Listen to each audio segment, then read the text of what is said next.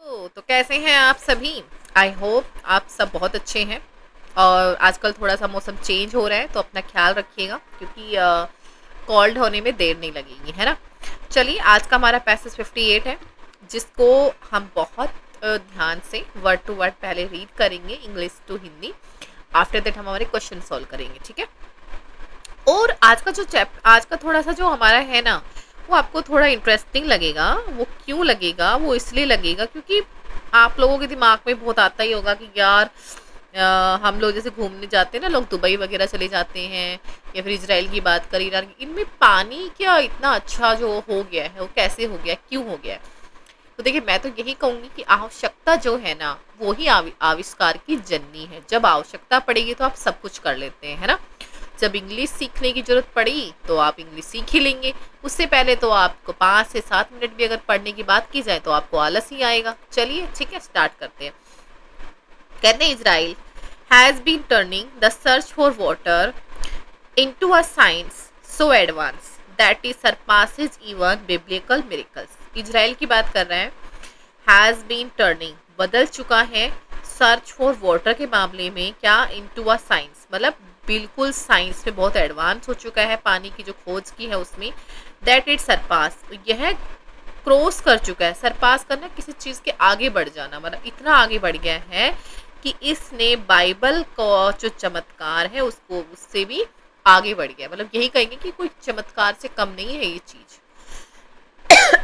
Sorry, it's enterprise in making the desert bloom, इसकी जो प्रयास है डेजर्ट को हरा भरा करने का, and keeping the taps flowing, पानी के मतलब जो टैप है, टैप में हमेशा पानी बहता रहे। Begin in a basement, begin मतलब यहाँ पे सेकंड फॉर्म है, एक तरीके से पास्ट फॉर्म है ये।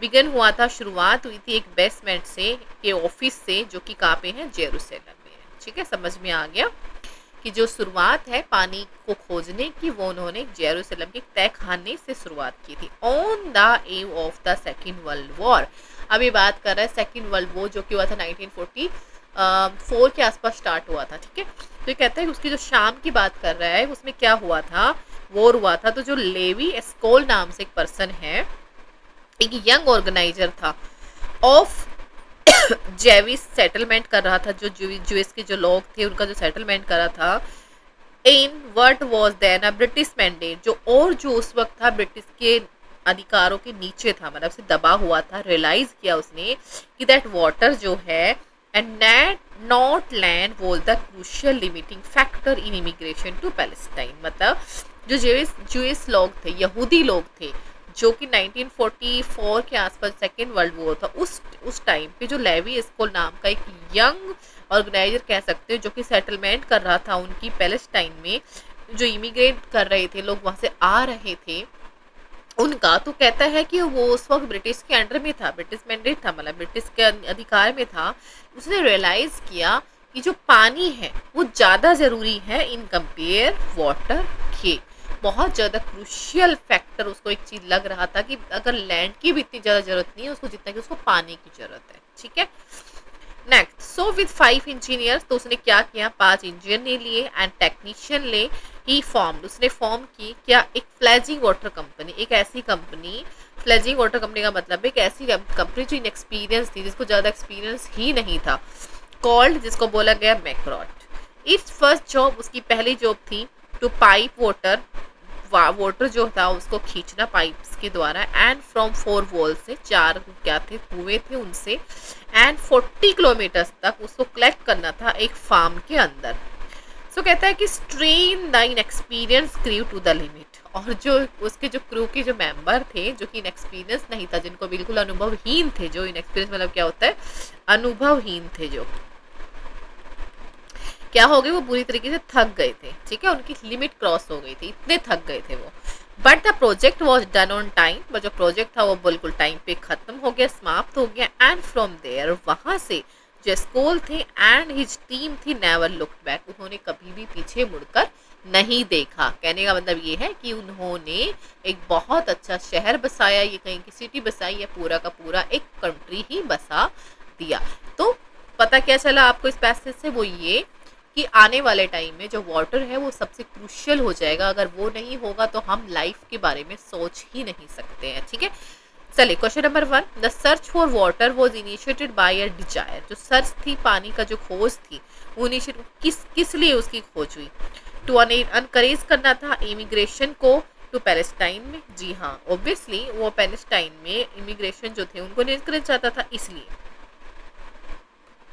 The statement that the search for water surpasses even biblical mirrors signifies, ये क्या बताती है कि the success achieved has been far beyond human expectation and hope। जी हाँ, यही आपका इसमें सही हो जाएगा कि जो surpasses even biblical mirror की बात कर रहा है, वो ये कहना चाह रहा है कि जो उसने वो क्या था ना, एक ऐसा चमत्कार हो गया था कि उसको आप ये कह सकते हो कि वो एक ह्यूमन की सारे एक्सपेक्टेशन के बाहर था। मतलब इतना कुछ सोच ही नहीं सकता है कोई इंसान।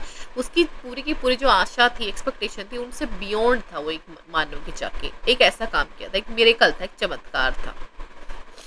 Which of the following is the appropriate interpretation of the statement as Cole and his team never looked back? मतलब ये लास्ट का जो हमारी लाइन है उसके बारे में बात कर रहा है कि जो स्कोल थे और उसकी जो टीम थी, उन्होंने कभी भी वापिस मुड़ के नहीं देखा। इसका मतलब क्या है? After completing their try some first project they never look back another. नहीं, ऐसा नहीं है। उन्होंने कहा कि उन्होंने पीछे ही मुड़ के नहीं देखा ना। दे लेफ्ट द कंट्री, नहीं, they carried on more and more project unhindered and unassailed. मतलब हाँ, उन्होंने ज़्यादा से ज़्यादा प्रोजेक्ट लिए, ना ही बिना रुके हुए और ना बिना थके हुए। The phrase flagging water company means क्या था, वो मैंने आपको बता ही दिया। उसका मतलब था इनएक्सपीरियंस्ड कंपनी थी वो एक। तो जहाँ पे भी दिखे उसको टिक कर दीजिए। A company consisting of inexperienced people, मतलब बिल्कुल अनुभवहीन थे। Which of the following best reflect the central idea of the passage? इस पैसेज का जो सेंट्रल आइडिया की अगर हम बात करें तो क्या है? Service of the basement office, नहीं। The origin of a success story against natural odds, जी हाँ। मतलब वहाँ पे ऐसी पॉसिबिलिटीज ही नहीं थी नेचुरली अगर करें प्राकृतिक रूप से, कि वहाँ पे पानी कितनी सी सुविधाएं हो सकती, लेकिन उसको पॉसिबल किया गया। ठीक है, चलिए आज का हमारा पैसेज हम यही समाप्त करते हैं, इसी उम्मीद के साथ में कि हम कल फिर मिलेंगे एक नए पैसेज के साथ में। तब तक के लिए मैं आपकी हॉस्टल दोस्त स्विनी आपसे अलविदा लेती हूँ। जय हिंद, जय भारत दोस्तों।